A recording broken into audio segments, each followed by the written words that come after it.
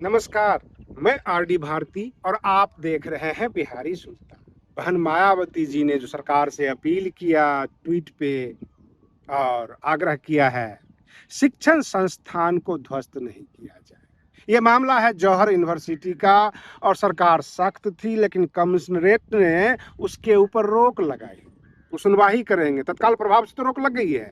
बहन मायावती जी ने इसका स्वागत किया और साथ में ये भी कह दिया कि राज्य के अंदर कोई भी शिक्षण संस्थान हो, उसको तुरंत गिराने का प्रयास नहीं किया जाए। अगर नक्शा में कमी है, कोई अवैध नक्शा है, तो उस नक्शा को पास कर दीजिए, क्योंकि शिक्षण संस्थान है, वहां बच्चे तालीम लेते हैं, तो तालीम की जगह को ध्वस्त नहीं किया जाए, ऐसा बहन जी का आग्रह था। बहन मायावती जी पूरे प्रदेश के हर एक्टिविटीज पर नजर बनाए हुए रखती हैं, सरकार से आग्रह भी करती हैं। जैसा कि पिछले बार हमने बताया आपको कि जंतर मंतर के जो भी प्रोटेस्ट था उस पर भी उनका ध्यान था, और देश के अन्य हिस्से में भी कोई भी सरकार अगर इस तरह की सख्त कार्रवाई करती है तो बहन मायावती जी बीच में आ जाती हैं। सबसे बड़ी बात यह है कि पटना के अंदर उपचुनाव है बांकीपुर विधानसभा का, और यह लास्ट फेज में है। जब हमने इसका सर्वे किया चुनाव का, और भाजपा के नेताओं के जो बोल बच्चन है, जो वो बोल रहे हैं, इससे मैंने 2027 का उत्तर प्रदेश विधानसभा चुनाव का तुलनात्मक विश्लेषण जब करने के लिए बैठ गया, तो मुझे ऐसा लगा कि ऐसा ही कुछ 2027 में होगा, क्योंकि वहां पर प्रशांत किशोर भारी पड़ रहे हैं भाजपा के सामने। और जब भाजपा के नेताओं से ये पूछा जाता है कि आपकी लड़ाई किससे है, तो वो कहते हैं कि आरजेडी के रेखा गुप्ता से, जबकि हर कोई जानते हैं गिनती का उनके पास वोट है 45,000। पता तो ये भी लग गया कि भाजपा जो है आरजेडी को रिसोर्सेज मुहैया करवा रही है, किसी तरह से आरजेडी लड़ाई में दिखे, जबकि लड़ाई में प्रशांत किशोर दिख रहे हैं। तमाम बातों से हमें ये लगा, क्या 2027 में कुछ ऐसा ही होगा उत्तर प्रदेश में? जब जब भाजपा के नेताओं से पूछा जाएगा कि आपकी लड़ाई किससे है, तो वो बसपा का नाम ना लेकर वो सपा का नाम लेंगे, और सपा कहीं से कमजोर पड़ती नजर आएगी तो उसको रिसोर्सेज भी मुहैया कराएंगे, ताकि बसपा सत्ता में ना आ जाए।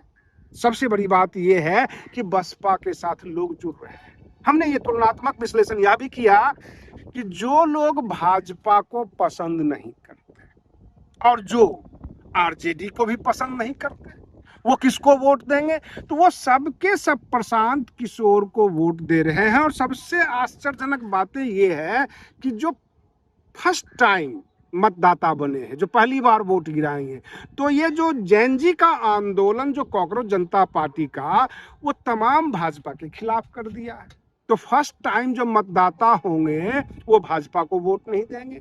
कुछ ऐसा ही हाल होगा उत्तर प्रदेश में। जो अल्पसंख्यक हैं, अति पिछड़ा को दबंग यादव उम्मीदवार से डर लगता है, वो उनके पास नहीं जाना चाहते हैं। अल्पसंख्यक समुदाय में भी जो विकसित हैं और काफी कुछ अग्रसर हैं आगे, बुद्धिजीवी टाइप के, वो भी जो है अखिलेश यादव जी की पार्टी यानी समाजवादी पार्टी को वोट देना पसंद नहीं करेंगे।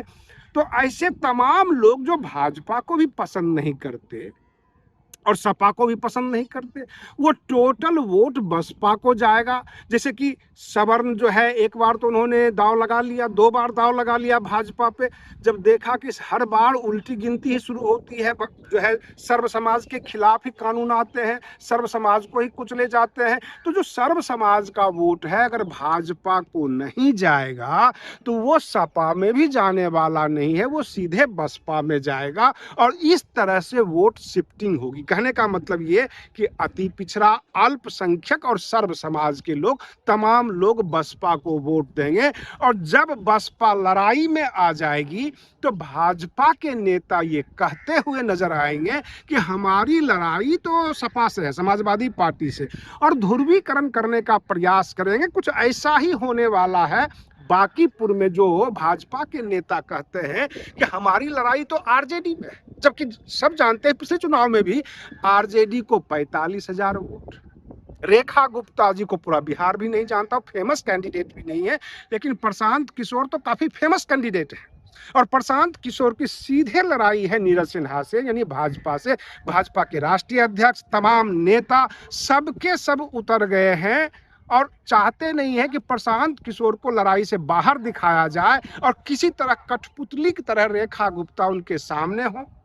अब रेखा गुप्ता तो चुनाव जीतेंगी नहीं, प्रशांत किशोर को किस प्रकार से डैमेज किया जाए। और ठीक उसी तरह उत्तर प्रदेश के विधानसभा चुनाव में बसपा को डैमेज करने के लिए सपा को फ्रंट पे रखा जाएगा भाजपा के द्वारा। समाजवादी पार्टी कहीं कहीं से अगर पिछड़ती हुई भी नजर आएगी तो भाजपा उसे बिल्कुल बैक डोर से सपोर्ट कर देगी, समर्थन कर देगी कि भैया लड़ाई में तो दिखो, कम से कम सामने तो आओ ताकि कुछ हम बोलने लायक हो।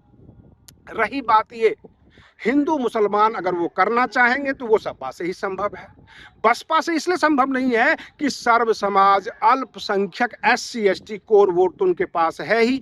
बहन मायावती जी खुद एक वरिष्ठ महिला नेता है, 4 बार की मुख्यमंत्री हैं। अगर मैदान में उतर जाती हैं तो फिर महिलाओं की कोई कमी नहीं, महिला और भी नेता होंगे। रही बात ये कि यहाँ पर ध्रुवीकरण नहीं चल पाएगा, जिस तरह से बांकीपुर में ध्रुवीकरण नहीं संभव हो पा रहा है, और ठीक उसी तरह उत्तर प्रदेश में ध्रुवीकरण संभव नहीं है। तो बस एक ही रास्ता बचता है, जिस तरह से बांकीपुर में कहा जाता है कि हमारी लड़ाई RJD से है, रेखा गुप्ता से है, जबकि आप जानते हैं इस चुनाव में भी RJD का क्या हश्र हुआ, 85 विधायक से 25 पे आ गए, फिर भी वो RJD का ही नाम लेंगे। ठीक उसी तरह उत्तर प्रदेश विधानसभा चुनाव में भी भाजपा के नेता केवल सपा को ही अब आमने सामने दिखाएंगे, बसपा को इसलिए नहीं दिखाएंगे कि बसपा के अंदर जो कमी कमजोरी निकाल नहीं पाएंगे। अब मैं आपको एक आश्चर्यजनक बात ये भी बताता हूँ, 69,000 शिक्षकों की बहाली में जो फर्जीवाड़ा हुआ, तमाम लोग बहन मायावती जी के आवास पे पहुंच जाते हैं, जबकि आज की तारीख में बहन मायावती जी ना मुख्यमंत्री हैं, ना सत्ता में है, ना नेता विपक्ष है, किसी प्रकार का कोई जिम्मेवारी अभी उनके ऊपर नहीं है। उनके पास धरना प्रदर्शन करने जाते हैं, जब सवाल किया जाता है कि आप यहाँ क्यों आए हो, तो कहते हैं हमारे समाज की नेता है। तो क्या पूरा समाज वोट देता है? और जब लड़ाई हो, जब चुनाव प्रचार हो, तो उस वक्त किसी और नेता के पीछे चले जाते हैं, जब दर्द हो तो बहन मायावती जी के पीछे भागते हैं। ये रिश्ता क्या कहलाता है? समाज का, मतदाता का नेताओं से ये कौन सा रिश्ता है? और ये कैसा रिश्ता कि जब दर्द होगा, जब लाठी चलेंगे तो बहन मायावती जी को ढूंढो, और जब वोट देने की बारी आएगी तो हम ये कह देंगे कि वो महलों से नहीं निकलती। और बहन मायावती जी ने भी किया, वो कहते जब तुम कहते ही हो कि हम महल से नहीं निकलते हैं, तो आज भी हम महल से नहीं निकलते हैं। एक बार ये कहना छोड़ दीजिए, बहन मायावती जी मैदान में आ जाते हैं, फिर देखिए आपके साथ किसी प्रकार का अन्याय हो जाए। बहन जी को मैदान में आप लाइए तो सही, आप बार बार हमेशा कहते हैं वो महलों से निकलती नहीं है। इसीलिए 69,000 शिक्षक वाले फर्जीवाड़े में लोग जाके चीखते चिल्लाते रहे और बहन जी ने अपना गेट बंद कर दिया। भाई यही लोग हैं जो कहते हैं वो महलों से निकलती नहीं। सवाल ये उठता है, आप अपने नेता को अपना मानने को तैयार नहीं, आप रोज एक विकल्प देने को तैयार, आप जो है विभिन्न पार्टियों में जाकर अपनी कुर्सियां ढूंढते हो, और जब दर्द होता है तो बहन मायावती जी को ढूंढते हो। ये दोहरी चाल नहीं चलती। कुल मिलाकर हमने ये देखा कि उत्तर प्रदेश विधानसभा के चुनाव को ध्रुवीकरण में बदला जाएगा, अन्यथा भाजपा चुनाव हार जाएगी। बहन मायावती जी का शासन आना करीब करीब तय माना जा रहा है। और रही बात, इसलिए उत्तर प्रदेश की जनता हर छोटे बड़े समस्याओं में बहन मायावती जी को ढूंढने लगे। अगर आप ये सोचते हैं कि अननेसेसरी जो है 69,000 शिक्षकों की बहाली वाले छात्र आंदोलन करने के लिए या धरना देने के लिए गए हैं, तो उन्हें भी इन बात की सुगबुगाहट हो गई होगी कि बसपा तैयारी में है और इस बार बसपा का शासन आएगा। हाँ, ये हम बात जरूर मानते हैं कि बहन मायावती जी सब कुछ ठीक कर देंगी, लेकिन बहुजन समाज के पास इतना वोट है कि बहन मायावती जी को अन्य जगह जाने की जरूरत भी ना पड़े, अगर पूरा का पूरा बहुजन समाज साथ दे दे। लेकिन बहुजन समाज में नेता बनने की होर, पार्टी बनाने की होर, बहन जी का वोट काटने की होर, ये बहुत सारी समस्याएं हैं। ऊपर से भाजपा का दोहरा चरित्र, सत्ता का दोहरा चरित्र, सब कुछ ठीक हो जाएगा। लेकिन क्या ईवीएम हैक नहीं होगी? क्या चुनाव आयोग मैनेज नहीं होगा? ये सब कुछ होगा। जैसे कि आपने देखा कॉकरोच जनता पार्टी के प्रोटेस्ट में सरकार ने घुट्टे टेक दिए।